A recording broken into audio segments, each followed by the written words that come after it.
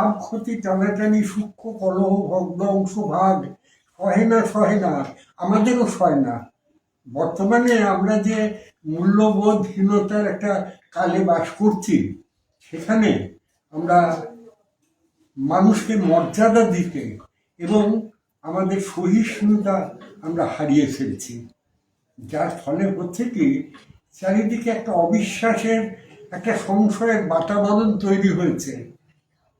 তো আমি মনে করি না, আমি রবীন্দ্রনাথের সেই কথায় বিশ্বাসী যে মানুষের ওপর বিশ্বাস হারানো পাপ।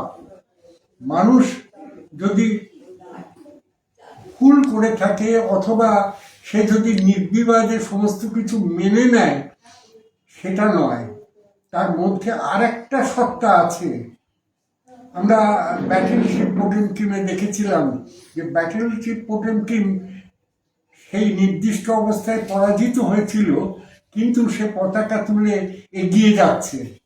আমরা কল্লোল নাটকে উৎপল দত্তের এই একই জিনিস দেখেছি। প্রকৃতপক্ষে মানুষের ওপর বিশ্বাস হারানো পাপ।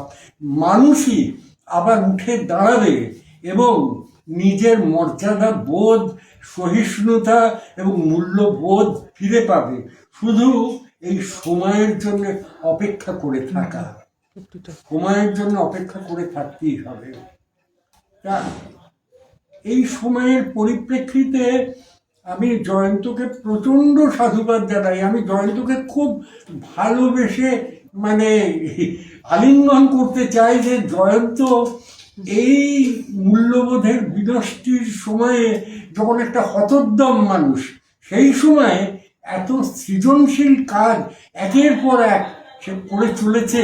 না না, আপনাদের মতো কিছু পারছি না। সাহিত্য শুধু নয়, সে বৃহত্তর ক্যানভাসে সে মানুষের এই মূল্যবোধকে জাগাবার জন্য চেষ্টা করে চলেছে।